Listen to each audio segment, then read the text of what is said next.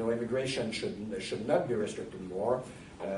Illegal immigrants should, whenever possible, be allowed the possibility to live legally. But totally opening the borders to immigration, I think, would be a catastrophe. Isn't there a logical inconsistency between the 2 points? If you want to default on debt to force Leviathan to change, same thing here. Large immigration would force the welfare state to disintegrate. It would stop them doing it. Isn't it the same thing? Well, I'm not sure. The problem is, we can discuss this after the others have intervened, but I think the problem is that it would not bring the disintegration of the welfare state. It would bring a more powerful welfare state and police state, whereby the new immigrants would want to have other people like us work for them. So if you think that we are just at the rupture point for the welfare state, then perhaps everything would collapse. But then if everything collapses, then the question is what replaces it. And I'm far from being persuaded that the system that will replace it is a more libertarian system than the system it would replace. Actually, it might very well be that people would call for law and order, put people in their place, and that would have a worse system. So that's basically it. Mm-hmm. I'm going to speak from over here because I need to use the blackboard. In addition to attacking my 2 fellow panelists, I want to attack Paul. There is no such thing as the economics of libertarianism. Economics is a positive science. It tells what causes what. It tries to explain the antecedents of things, whereas libertarianism is a normative science. It says what's right and what's wrong. So there can't be any libertarian economics. There can be libertarianism and there can be good or bad economics, but the 2 never can be the same. You can have a libertarian who is a Keynesian. You can have a libertarian who has all sorts of weird views, and you can have Austrian economics is what I think is correct economics, but there were Nazis who were Austrian economists. So the 2 are very, very different. So that's my attack on Paul. I think it's a typographical error, but what the heck? Since everyone else is attacking everyone, we might as well include Paul. Nobody is attacking you. You will. The best defense is a good offense. I agree with everything that Pierre said about the causes of the financial crisis. I think he only, or at least the first part of what he discussed, I disagree with him on the monetary policy. I would only add that the cause of this was the Boston Fed, which had a study in 1991 or something. 1992. Oh, that one. Where they said that black people were not getting enough mortgages. And this was a disgrace and discrimination. And the reason black people weren't getting enough mortgages is because the banks had criteria for lending. Do you have collateral? Do you have a job? Do you have savings? What about your previous repayment records? Things like that. And blacks had worse records than whites, so they got fewer loans. So what the Fed, along with HUD and Fannie and Freddie and the whole gang, the housing department, what they did is said, well, we got to get rid of all these criteria. And then anyone can get a loan, a mortgage loan, even though they had no way of repaying it. And this boosted housing prices, and housing prices were rising because of monetary policy. So we disagree about the monetary policy. The only thing I would add to his point was this racial element, but otherwise I agree fully.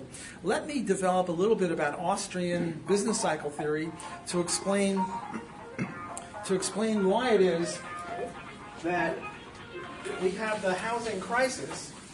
And the way that we do this is based on the work of Mises and Hayek mainly. It's a triangle. And the triangle sort of looks like this, where here is money and this is time. Time goes this way. And that's the interest rate. And that angle is the interest rate. And what you have here is this is consumption. And this is, I guess, retailing. And this is wholesaling. And this is maybe manufacturing. And this is maybe mining. The idea here is that goods go this way. First you mine something, then you manufacture something else out of it, then you wholesale and retail, and then finally the consumer gets it. Okay, so that's a sort of overall view of the economy.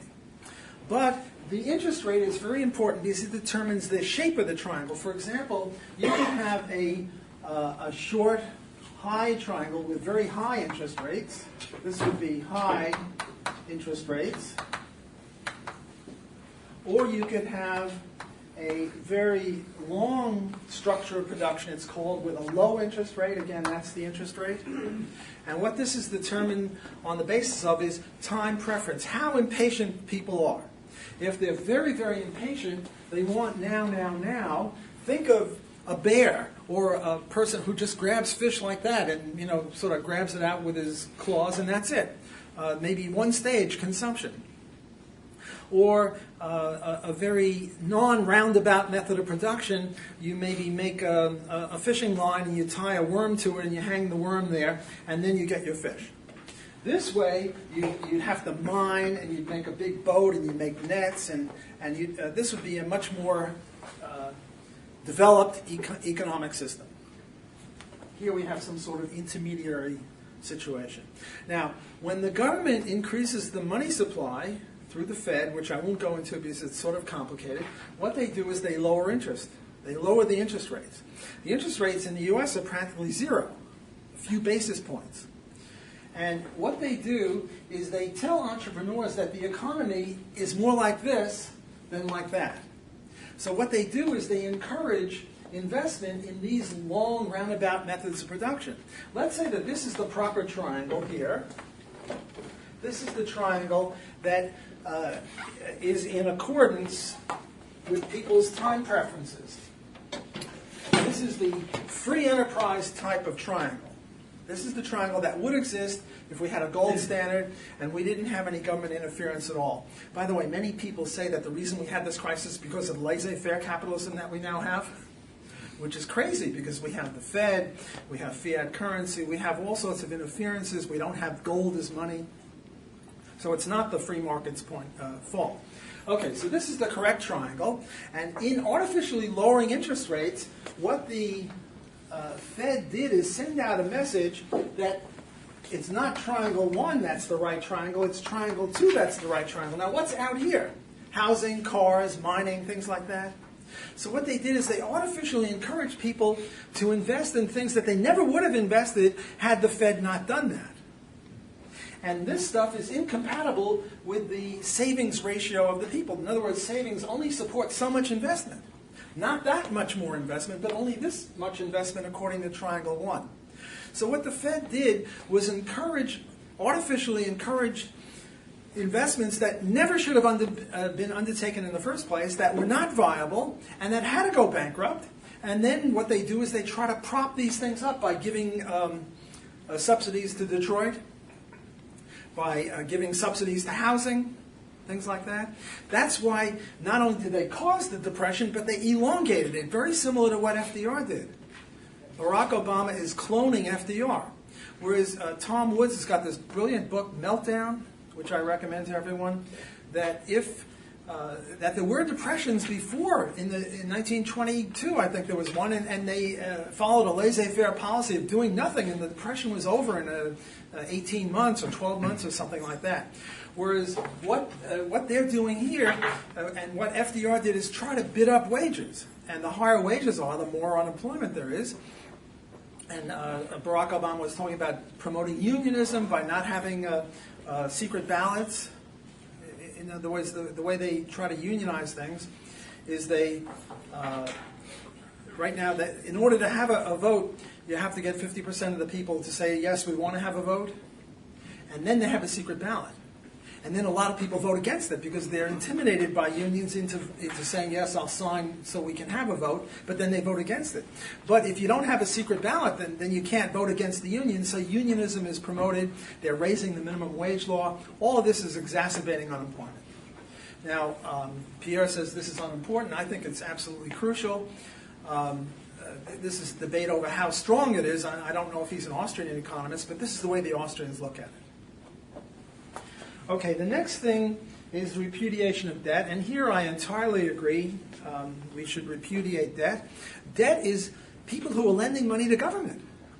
I mean, if you're lending money to government, you're a bad guy.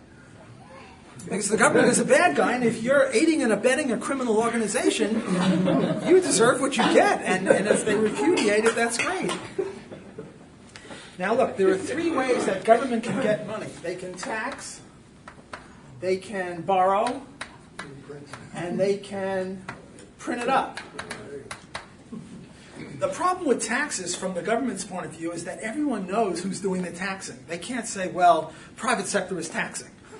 Give me a break. No one is going to believe that. So they don't much like taxing, and they don't much like borrowing, because, again, everyone knows who's doing the borrowing. But they love inflation, because people don't realize that it's the government that's causing the inflation. Like right now, there's a big inflation in the U.S., and what is Barack Obama, the cause of it, saying? Well, it's due to speculators. Well, it's not due to speculators. The economics of speculation is that speculators iron out the oscillations in prices. They don't raise or lower prices. Inflation is too much money chasing a certain amount of goods, and it's hard to create more goods. We were talking in the break that the libertarian policy should be that we're against death.